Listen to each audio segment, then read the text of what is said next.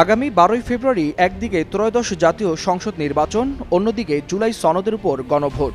এমন গুরুত্বপূর্ণ সন্ধিক্ষণে বাংলাদেশের নির্বাচন ঘিরে আন্তর্জাতিক অঙ্গনেও বাড়ছে তীক্ষ্ণ নজর। জাতিসংঘ, যুক্তরাষ্ট্র ও ভারতের বক্তব্যে উঠে আসছে ভিন্ন ভিন্ন বার্তা, আর ভারতের এক মন্তব্যে কূটনৈতিক অস্বস্তিও প্রকাশ পাচ্ছে ঢাকার।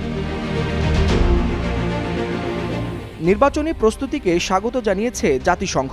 সম্প্রতি সংস্থাটির সদর দপ্তরে আয়োজিত এক সংবাদ ব্রিফিংয়ে মহাসচিব অ্যান্তোনিও গুতেরেসের উপমুখপাত্র ফারহান হক স্পষ্ট করে বলেন, নির্বাচন শুধু আয়োজন করলেই চলবে না, নিশ্চিত করতে হবে এমন একটি অনুকূল পরিবেশ যেখানে দেশের সব নাগরিক ভয়ভীতি ছাড়াই রাজনৈতিক কর্মকাণ্ডে অংশ নিতে এবং স্বাধীনভাবে মত প্রকাশ করতে পারবেন। শান্তিপূর্ণ অংশগ্রহণ ও নাগরিক অধিকার নিশ্চিত করাকে নির্বাচনী সাফল্যের পূর্ব শর্ত হিসেবেই দেখছে জাতিসংঘ।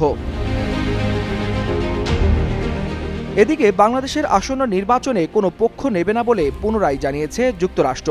ঢাকায় নিযুক্ত মার্কিন রাষ্ট্রদূত ব্রেন ক্রিস্টেনসেন বলেছেন, নির্বাচনের ফল নির্ধারণ করবে বাংলাদেশের জনগণই। নির্বাচনের মাধ্যমে যে সরকারই গঠিত হোক না কেন, যুক্তরাষ্ট্র তাদের সঙ্গেই কাজ করতে প্রস্তুত। বুধবার নির্বাচন কমিশনে প্রধান নির্বাচন কমিশনারের সঙ্গে বৈঠক শেষে এই মন্তব্য করেন তিনি।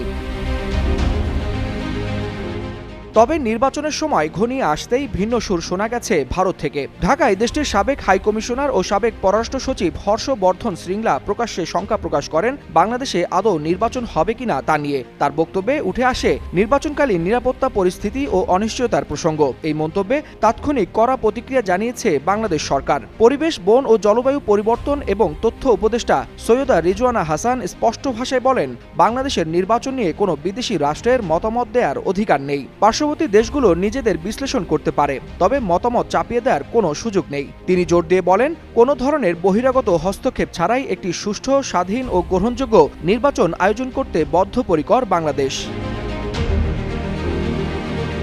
নির্বাচনের মাঠে যখন প্রচারণার উত্তাপ, ঠিক তখনই আন্তর্জাতিক বার্তা ও কূটনৈতিক প্রতিক্রিয়া স্পষ্ট করে দিচ্ছে, বাংলাদেশের নির্বাচন শুধু অভ্যন্তরীণ নয়, বৈশ্বিক নজরেও একটি গুরুত্বপূর্ণ রাজনৈতিক পটভূমি তৈরি করছে।